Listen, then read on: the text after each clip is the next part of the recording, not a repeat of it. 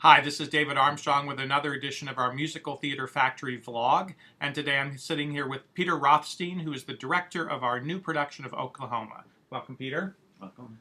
So, Oklahoma, when we first called you to say, we want you to do Oklahoma, what was your reaction to that?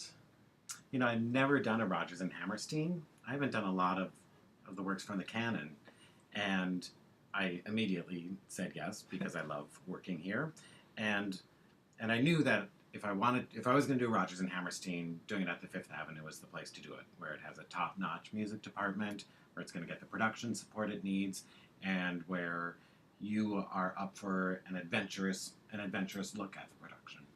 So, adventurous look at the production. So, I think the production that people will see here will be Oklahoma as they remember it, but it'll also be Oklahoma maybe as they've never seen it before, both things at the same time. In terms of your, for lack of a better word, interpretation or vision of the show, how did that develop along the way? Obviously, for any director, it doesn't come in an instant. You don't go, oh, that's what I'm going to do. What were the steps that went into it and into how you see the show, or how you've come to see the show?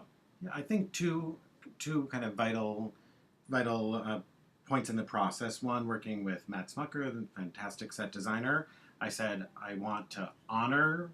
It's holds such an important place in musical theater history. We need to honor what made it revolutionary.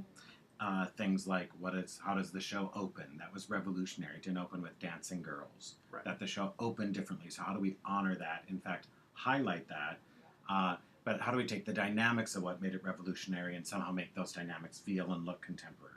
And for an audience maybe to somehow feel at least some part of what the revolutionary aspect of that was in 1943.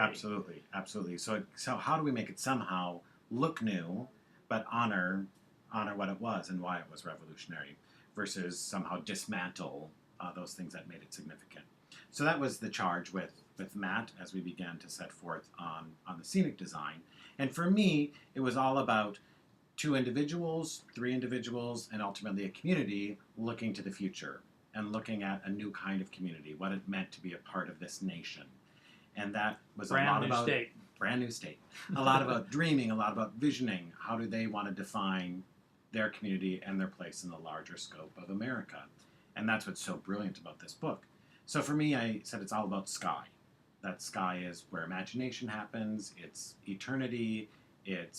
But it's also where nightmares happen and dreams happen, and sky dictates so much. Nature is bigger than any of us. Right. So sky had to be a huge part of the production. It's endless possibility, but also anything could come out of it.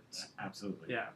And how do we keep re-articulating sky throughout the production? Because once you open up on sky, how do you keep reminding us that sky is important? So in some ways you have to reconfigure, you have to negate it to bring it back again. So sky became the driving force with the scenic sort of design. A visual element. Yeah. And then the second piece was you and Bill saying, what if Judd were African American? And we had this exciting collaboration with Spectrum, and Donald will be a voice at the table. And to be honest, that scared me because I thought you can't make the antagonist of the show the only African American, at least in the principles.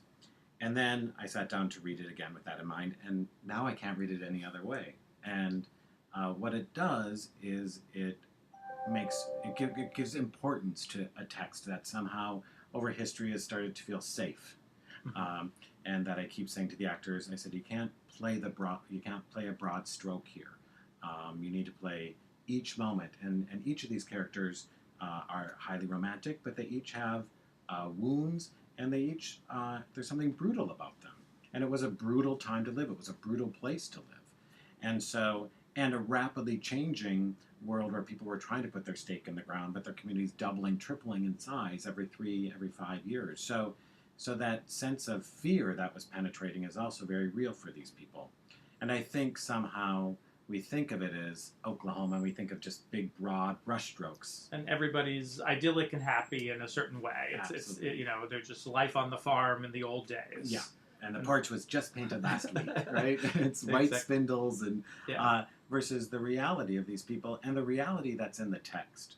And so what it is doing is it's not at all rethinking the text. It's just saying what's really being said here and how has history maybe whitewashed it, for lack of a better term.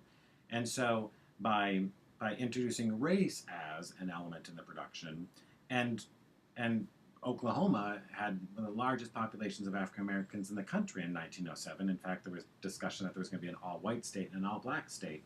So, so by introducing race as part of the dynamics of the community, it simply illuminates the production in a whole new light.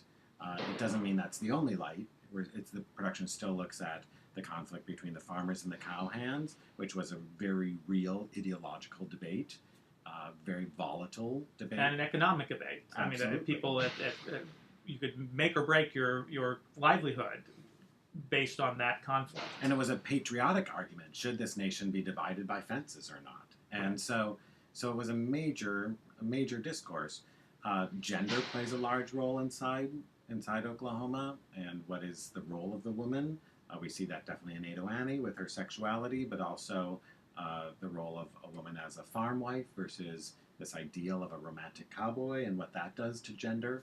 And a strong woman, Aunt Eller, who is at the center of the play center. so much, and the center of the community. She is the matriarch of the community, which is pretty revolutionary in 1907. Right.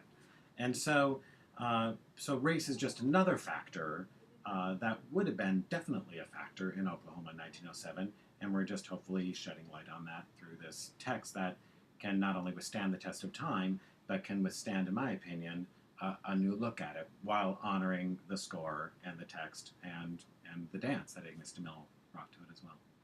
Well, I think we couldn't say it any better than that, so we should probably stop while we're ahead. Thanks so much for joining us. Thank you, Peter, and we'll see you next time on our next vlog.